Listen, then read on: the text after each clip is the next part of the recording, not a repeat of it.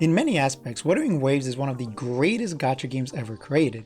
Fast-paced, responsive, and fun action combat, a massive, utterly gorgeous open world, and a decent story. But sadly, many aspects suffer from the inescapable looming fact that, at its core, Wuthering Waves is a gacha, and suffers from the same fundamental flaws that every gacha does. With the release of the humongous 2.0 new region expansion, Renacida, I decided to give Wuthering a second chance. For the sake of this project, I made a fresh new account in order to get a completely new player experience. But before we get into it, it's important that I tell you my history with this game. I first played Wuthering back during its initial release back in May 22nd, 2024. However, I, like many players, suffered from massive game-breaking issues on my PC, constant frame drops, insane lag, hard crashes, and many other problems. Things got so bad that I eventually had to call a spade and uninstall the game.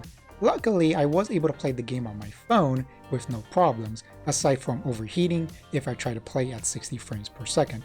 So I had to play at all settings maxed out at 30 frames. However, I eventually dropped the game halfway into version 1.2. The game had no controller support and I just could not stomach playing the game with mobile controls. At that point, I decided to wait for the PS5 version to release, and now here we are. The PS5 version has launched and I revisited the game. 70 plus game hours later, you are watching this video. Although my previous experience with the game was mostly negative, I did not allow that to paint my opinions of this game currently. Even though I am still disappointed by the unacceptable state of the game at launch, the past is the past, all that matters now is the present. Keep in mind I started to script and edit this video during 2.0, I will make some small references to version 2.1, but nothing super groundbreaking changed or got added in 2.1, so I didn't make any major additions to my video. All that being said, let's get into it. Wuthering Waves is an open world action combat game with a post-apocalyptic setting. Personally, my favorite aspect of Wuthering is the open world. I've been playing video games since I was 4 years old, and in the past 20 years, Wuthering had one of, if not the best, open world I've ever experienced. So let's start with that. Wuthering has two major regions, the opening region, Huanglong, and the newly added region, Renacida. Let's focus on Huanglong for now. Right off the bat, for the most part, it's nothing special. Visually, it's your typical fantasy setting, non-distinct grasslands, forest, mountains, or your usual suspects. I'd say there are two interesting locations, this foggy, poisonous place with a big tree. Not only is it visually interesting, it has a nice gimmick where you will slowly gain a poison debuff if you stay in the open for too long. And this destroyed city that also has a gimmick, a burning effect if you stand on the dirt for too long. Play the floor is lava and hop from building to building or from floor tile to tile. In terms of activities, it's your usual open world playground. Each section has a unique collection of enemies, so fights will remain fun and interesting on your first go through. In terms of puzzles, there's a couple of different ones to solve.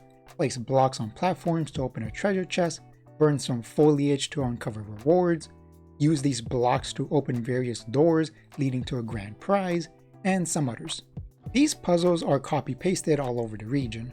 This, in my opinion, is both good and bad. On the one hand, it can be fun and relaxing to sit down, put on some music or a 5-hour-long documentary about a subject you have zero interest in, but will happily watch anyways, that's what I do anyways, and just lose yourself exploring the world. Fighting enemies, solving puzzles, turning into a weird bug thing in order to go through an obstacle course. But on the other hand, none of the sections have unique exclusive puzzles or activities. Because of that, after completing one section, you've basically completed them all. All they have to offer is a fresh new coat of paint. And honestly, that paint isn't very interesting. Sure, eggshell white and beige look different, but they still aren't very eye-catching. The traversal mechanics are pretty good. Run around, swim, and of course, glide. Because every open world needs to have a glider for some reason.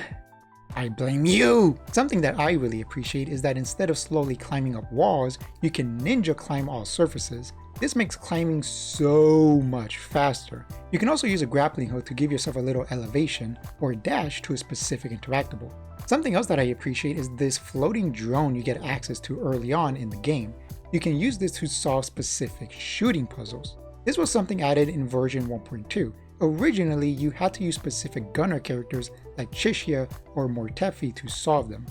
Having to constantly change your team or permanently keeping a gunner on your team to solve one puzzle was annoying. So this drone was an amazing addition. And of course, there are various side quests that you can find throughout the world. Punch a thing, find a thing, deliver a thing, talk to a thing, your usual fluff. The most interesting quests are without a doubt the world quests. Even then, they dramatically range in quality.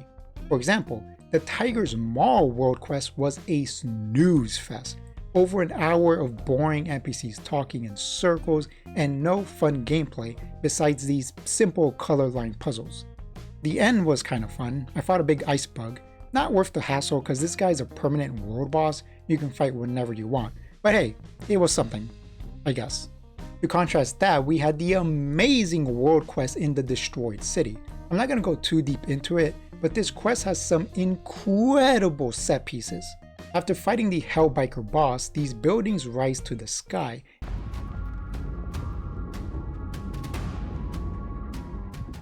And we get to drive through a short, fun obstacle course as the Hellbiker. After that, the city permanently changes.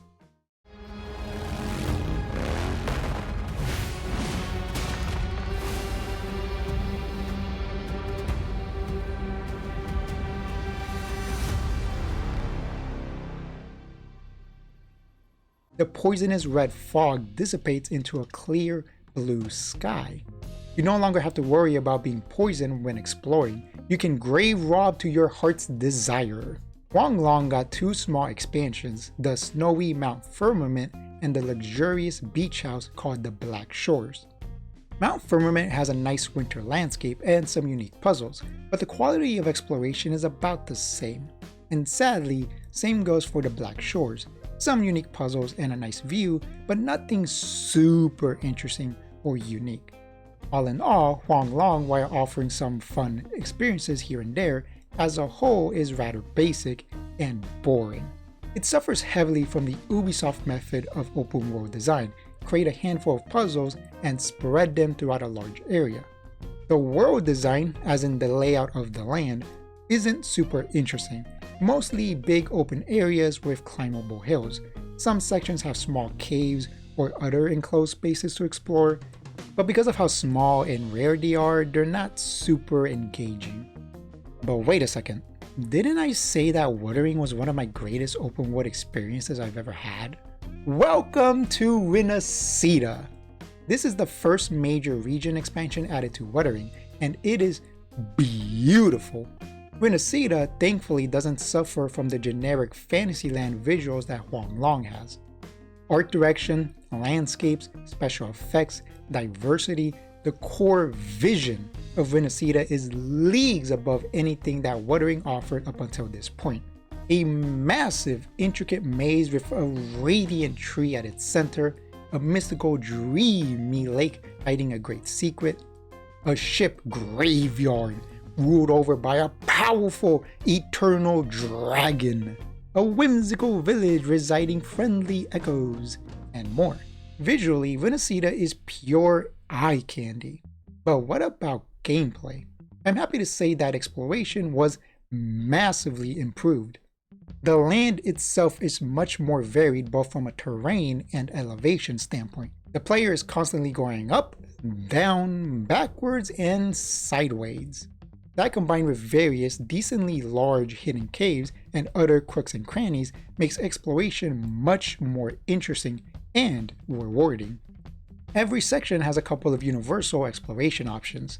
Treasure spots have hidden chests that you have to find and open. Some are out in the open, others are well hidden, and others require you to defeat enemies or solve a short puzzle to unlock. Challenges have you face powerful enemies and fulfill special conditions to get the best rewards. There's these fascinating color puzzles you can find. As you explore, you'll see pieces of land devoid of color, and a big green door. After solving the puzzle, the landscape will be given new life, returning not only the color, but the foliage as well. One of my favorite aspects of Wuthering is the ecosystem. Being able to capture and use monsters in battle is incredible.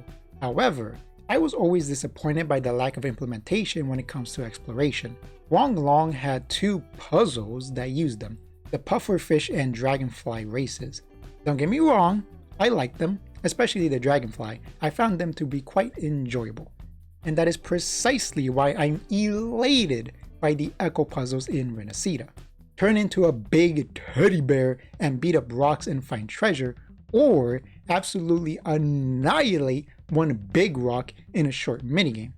Become this magic rabbit thing and solve puzzles by purifying things. Super jump around to get rewards, or use this white flying thing to get from point A to point B. I hope they keep adding more echo puzzles because I think there's a lot of potential for really interesting fun exploration mechanics. There are some other universal exploration things as well, but let's move on. Interestingly, some sections also have unique, super fun mechanics exclusive to their section. There's the massive maze you can explore, and if you reach the center, you can manually move around the walls and open secret doors, getting treasure chests and other valuables in the process.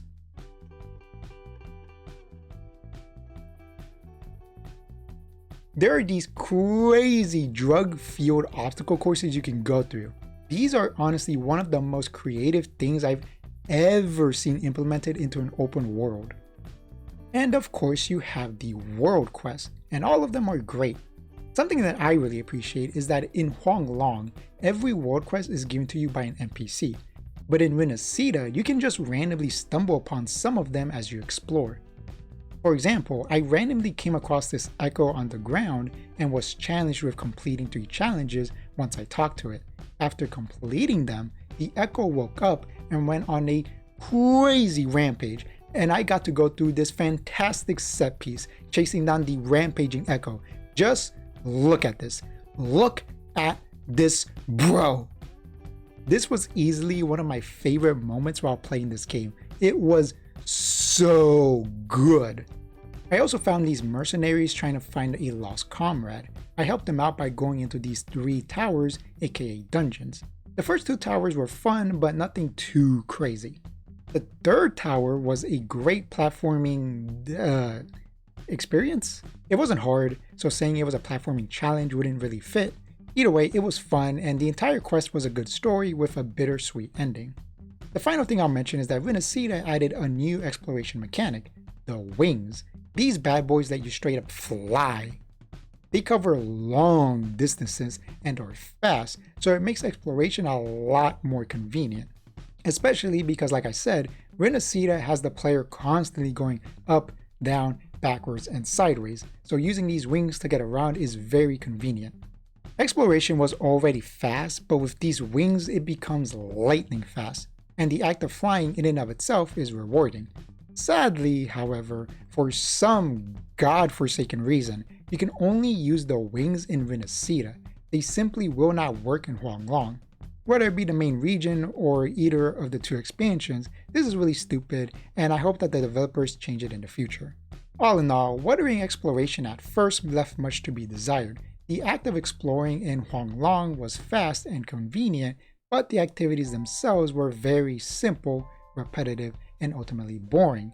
The generic, uninteresting landscape made this problem even worse. However, Renacida solved both of these core issues. Not only are the activities more varied and interesting, some sections also have unique mechanics exclusive to them, and the world itself is much more interesting, due to a combination of more varied landscapes and engaging puzzles and other activities.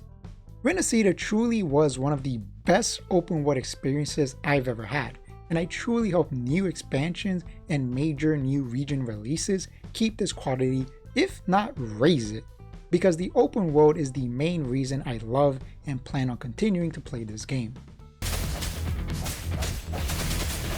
Joint operation. Drop. Resistance is few.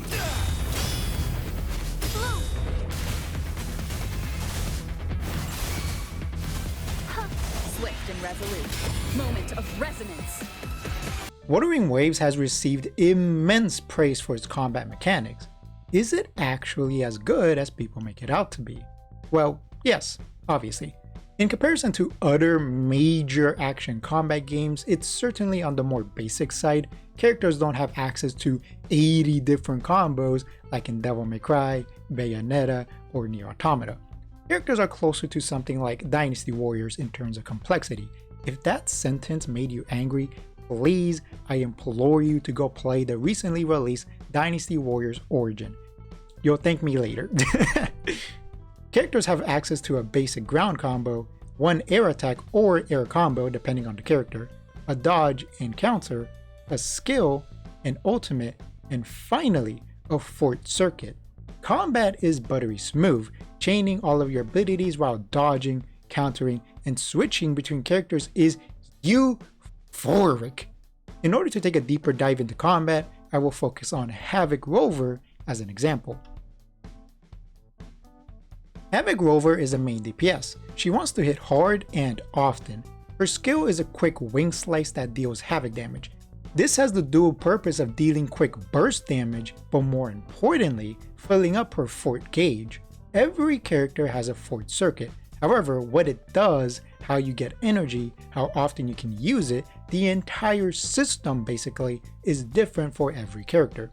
At least in theory. Because everyone has a unique fort circuit, it makes characters play drastically different from each other, once again, in theory. Havoc Rover will slowly fill up her fort gauge by attacking and using her skills.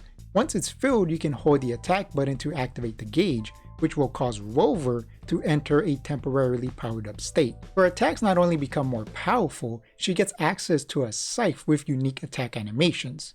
Her playstyle itself doesn't change, it's purely cosmetic, but it does look really cool. The gauge will slowly deplete, however, using her skill will slightly extend the duration. And finally, her ultimate is a big explosion in front of her. While visually characters are doing some crazy stuff, from an actual mechanical standpoint, the player isn't doing a lot. You're mostly just mashing the attack button, and sometimes you're pressing the dodge button, or the skill button, or the button to summon the echo. Most of the depth of Wuthering Waves comes from how fast paced the fights are. A lot of the enemies are moving around constantly, going from side to side, dodging your attack, or just constantly attacking you, so most of the depth comes from how fast paced it is. You constantly have to dodge, counter, and attack and use your skills. Rover, as well as every other character in this game, feels amazing to play. However, a lot of characters do feel similar in playstyle. Every character is built around their forte circuit. This in theory results in every character having a unique playstyle. In practice, a lot of characters play very similarly. Havoc Rover, Yuan Wu, Kameya, and Lang Yi all have a powered up state tied to their forte. Tao Qi and Encore also have a powered up state, but theirs are activated through their skill and ultimate respectively. Unleashing a mini nuke to the fort gauge or ultimate is also very common. Luckily, there are some characters like Lumi the Mouse that do have very unique playstyles. The specific issue that I have isn't that characters are boring or badly designed, but rather that I'm disappointed by the lack of unique playstyles with the current playable cast. Only a handful of characters genuinely play differently from one another. However, I must point out that the game is still young, less than a year old as of me making this video. Characters like Lumi and Phoebe make me hopeful that future characters will be more and more creative with how they utilize the fort mechanic, creating fun, unique, and creative playstyles in the future. One complaint I do have with the combat system is the counter mechanic. It is bizarre. Only some attacks can be countered, which is fine. You have to attack the enemy as soon as the big circle overlaps with the smaller one. However, it feels extremely inconsistent. Sometimes I miss the timing by a large Martian and it activates anyways. Other times I'll time it perfectly and it doesn't activate. The counter system can be disappointingly frustrating. Dodging, on the other hand, feels amazing and doesn't suffer from the same inconsistency problem. Once you get the timing down pat, becoming an untouchable death machine is exhilarating. Switching characters in the middle of combat is an important mechanic, and it's a bit odd. The act of changing characters is fine. You can do a normal switch, or if you fill up a special bar by attacking, using your skills, ultimates, basically playing the game, you can use a special switch skill. Switch skills can deal damage, heal, or provide some kind of buff. It depends on the character. Different characters do different things. What's odd about character switches is that characters don't have a lot of synergy with each other. Everyone is very self-sufficient.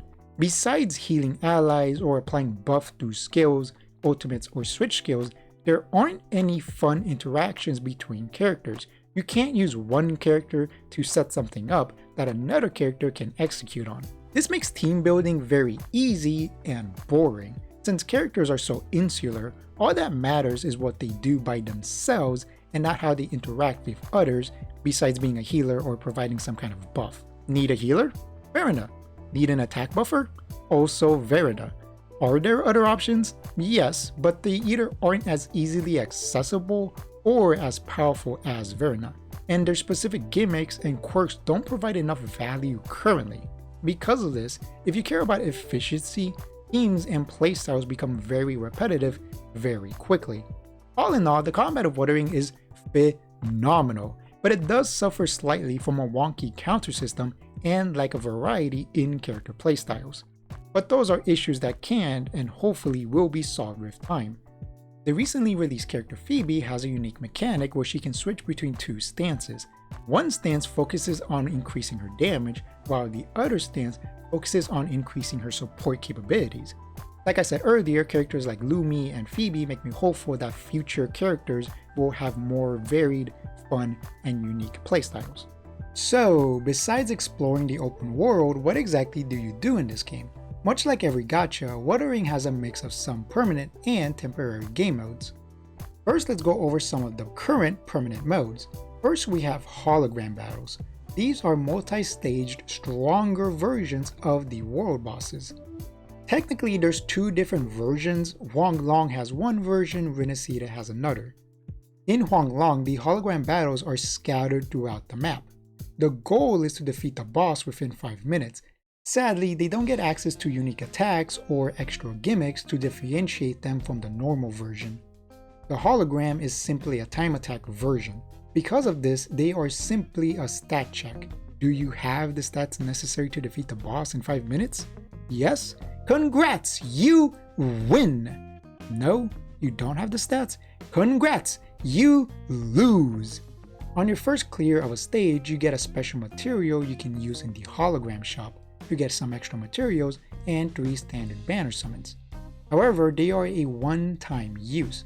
Currently, they do not refresh, but that could change in the future. The Renacida version of the hologram bosses instead are found in a specific location.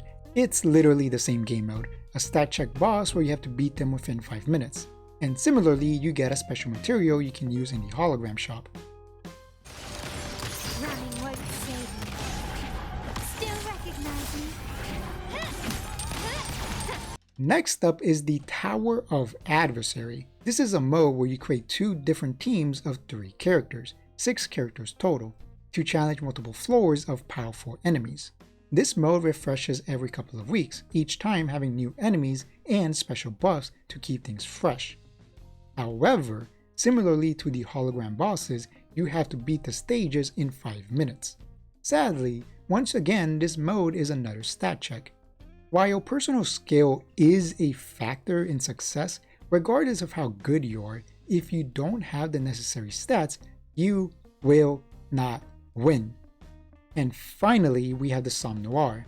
Unlike the other modes, this one has a story that you can complete. This is the conclusion to a story that was being told through temporary events since version 1.0. Because of that, at this point, a new player is going to have no idea what is happening. There are 3 different game modes connected to the Somme Noir. The story stages, which are short stages connected to one of the 6 featured characters. Each one has unique gimmicks that differentiate them from one another, keeping things engaging. Second is a simple tower defense mode.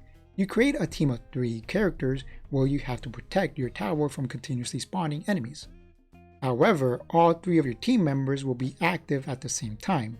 You control member 1, while the others will be controlled by AI.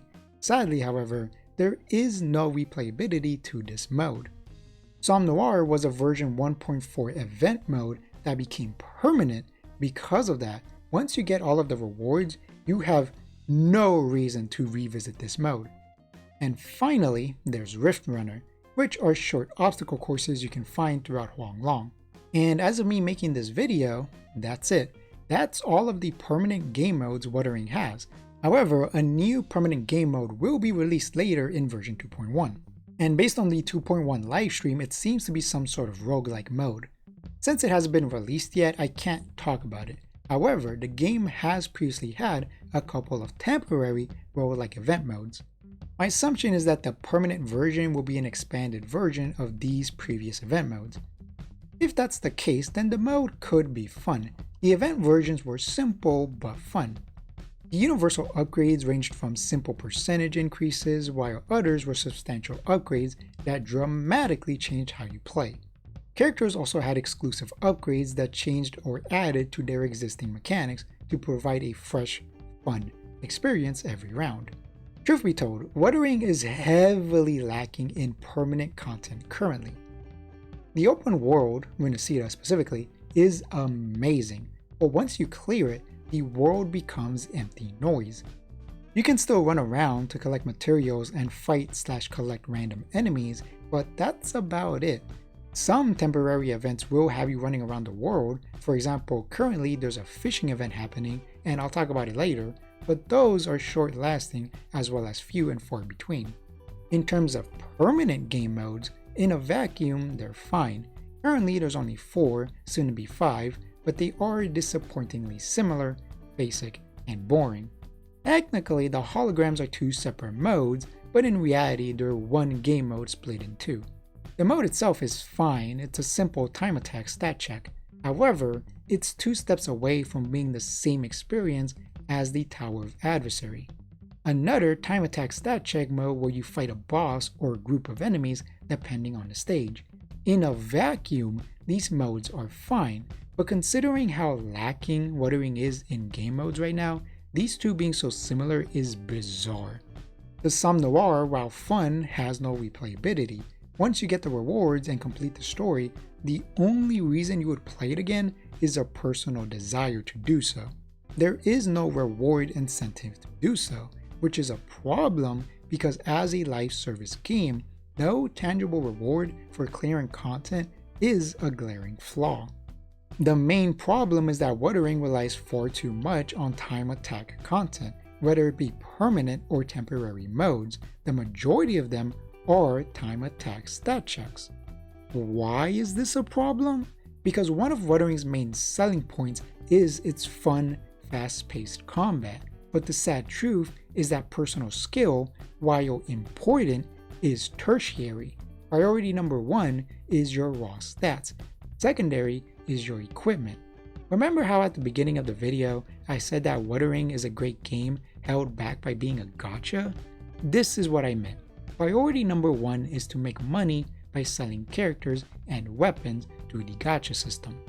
One of the easiest ways to do that is by having a bunch of game modes where enemies have high HP, defense, gimmicks, and a tight time window that requires the recently released new characters and their weapons.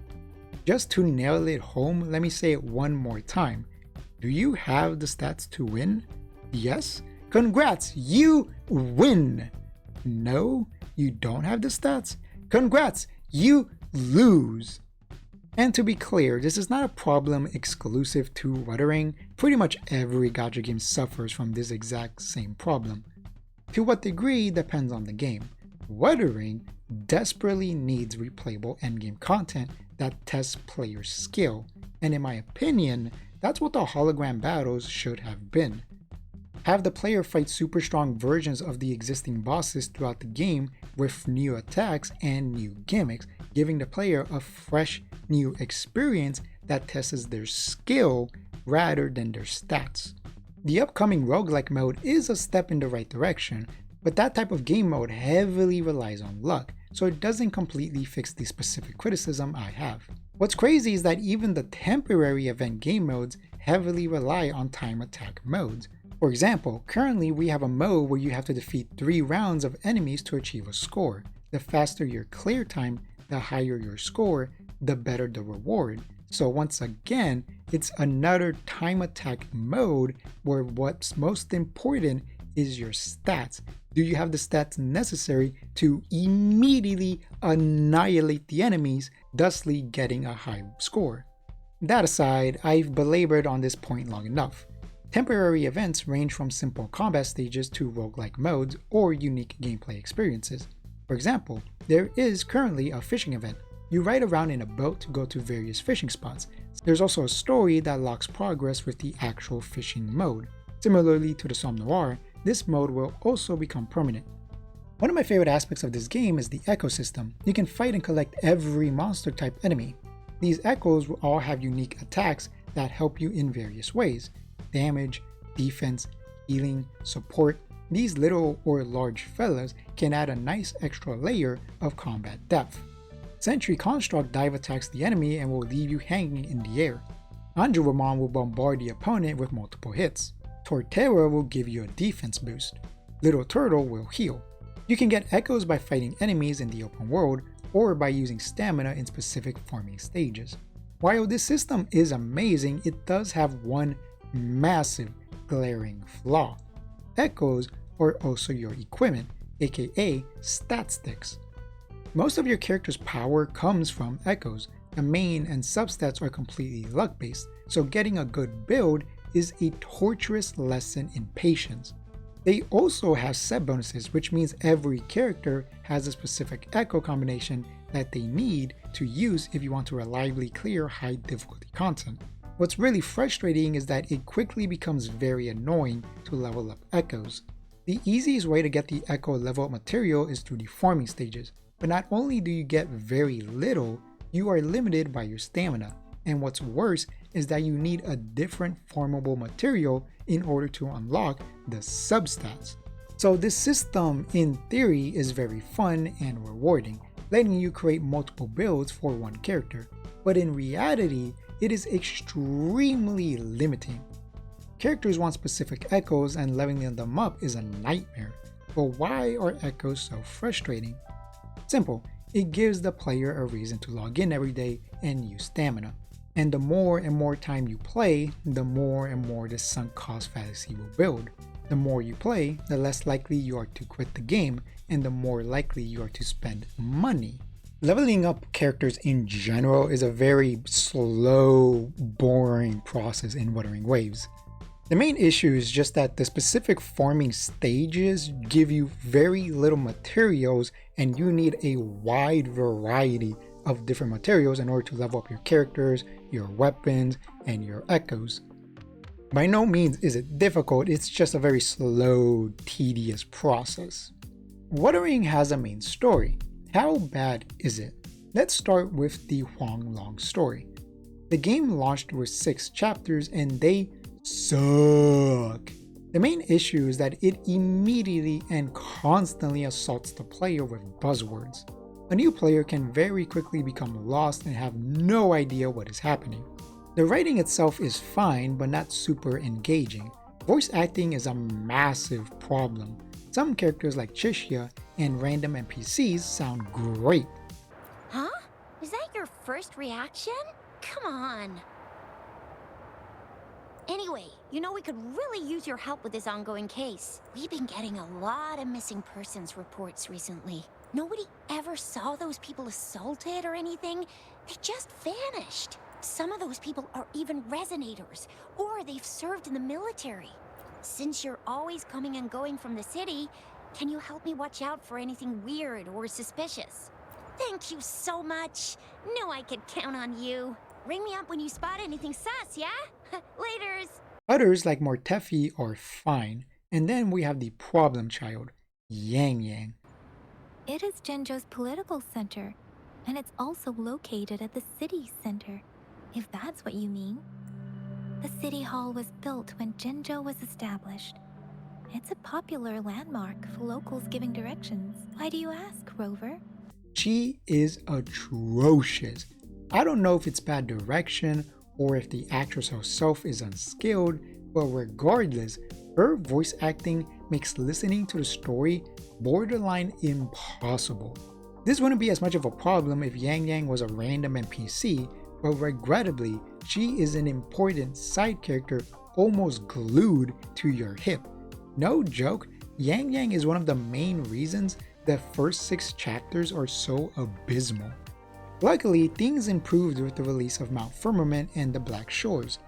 They still suffer from constant buzzwords, but Yang Yang was banished to the Shadow Realm, which immediately makes them better.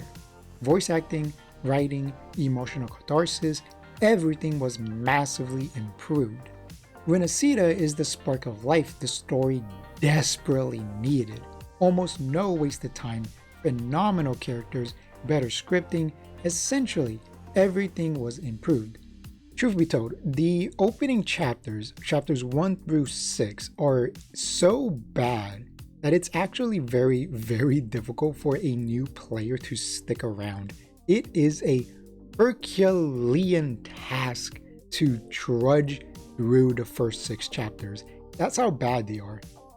Don't get me wrong, there are moments in the first 6 chapters that are good or decent at least. Wuthering desperately needs to rework its opening 6 chapters because such as it is currently, it is a massive blemish, a massive stain on the game. I honestly wouldn't blame a new player for just quitting the game before even completing chapter 4, which would obviously be a shame because Renacida is goddamn amazing. The open world, anyways. And yeah, that's all I have to say about the story. While better, by no means is the story gonna be the main reason you play this game. While Renacida started good, there's no guarantee it will remain at this quality. We will just have to wait and see. And finally, let's talk about the gacha system. It's pretty good. Certainly one of the more player-friendly systems currently on the market. There are 2 types of summon currency, green for the permanent standard banner, yellow for the temporary premium banner. There are 3 standard banners, a random character banner where you can get any of the 5-star characters or any of the 4 stars. New 4 stars get added to this banner after the debut banner, but new 5 stars do not. Not yet anyways. That could change in the future, but for now, 5 stars do not get added to the standard banner. The banner has a pity system of 80 summons, meaning if you do not get a 5-star before doing 80 summons, your 80th summon will be a random 5-star guaranteed. Your pity resets every time you get a 5-star. The weapon banner works a little bit different. You can actually select which 5-star weapon you want, and every single time you get a 5-star, it is guaranteed to be that 5-star weapon that you selected. There's also a second character banner that works the exact same as the weapon banner. You can select which standard 5-star character you want, and every single 5-star character you get is guaranteed to be that 5-star.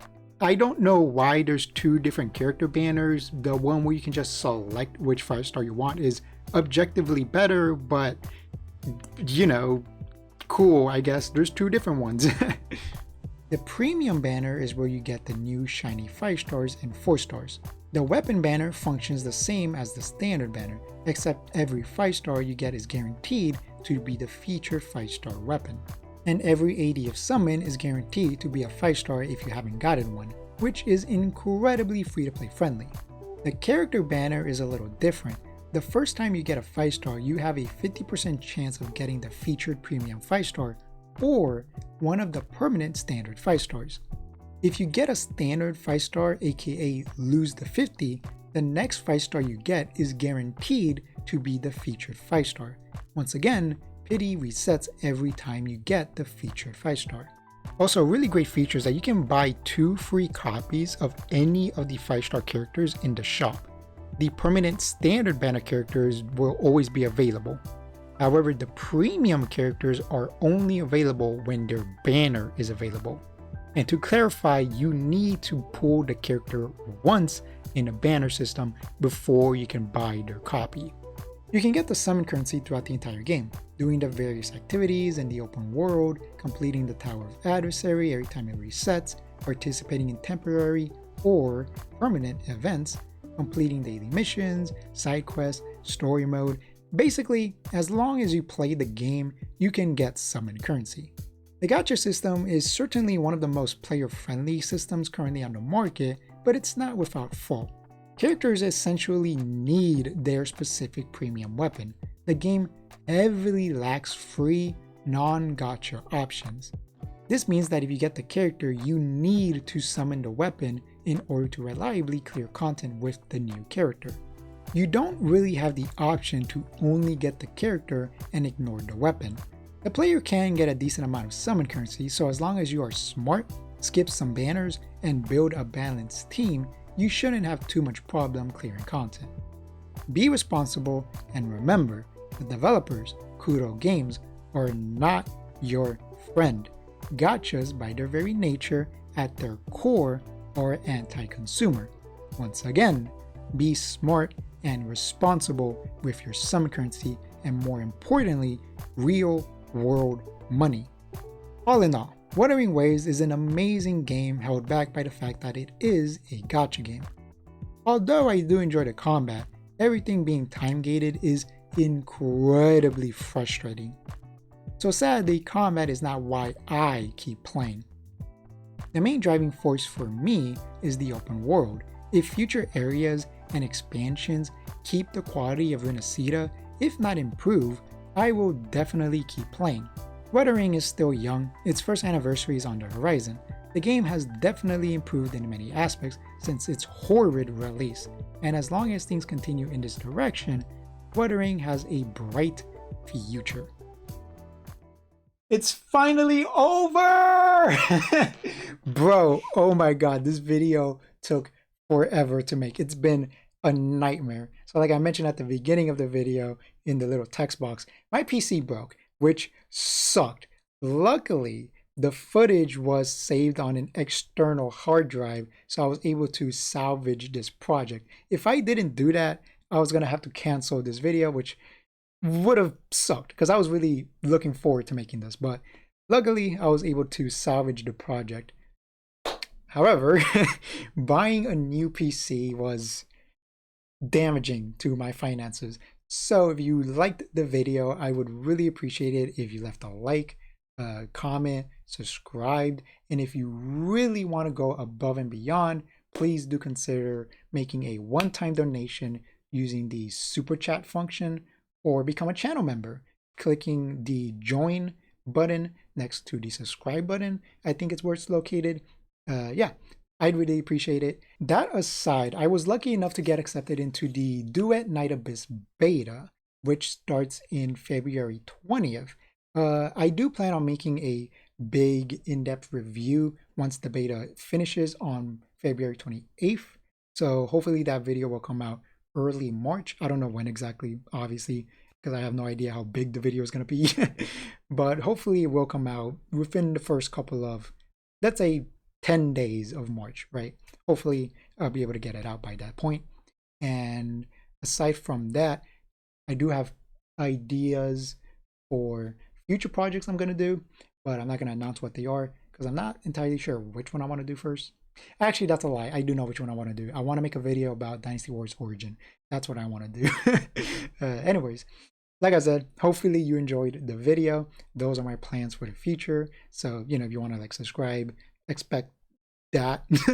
Zenless is probably going to be somewhere in there, you know, because the next update is going to come out soon. So expect some kind of Zenless video somewhere in there. I don't know when. We'll see. But yeah. Thank you for watching the video. Hope you enjoyed. Do all of the stuff that helps out the channel, and I will see you guys next time. Bye-bye.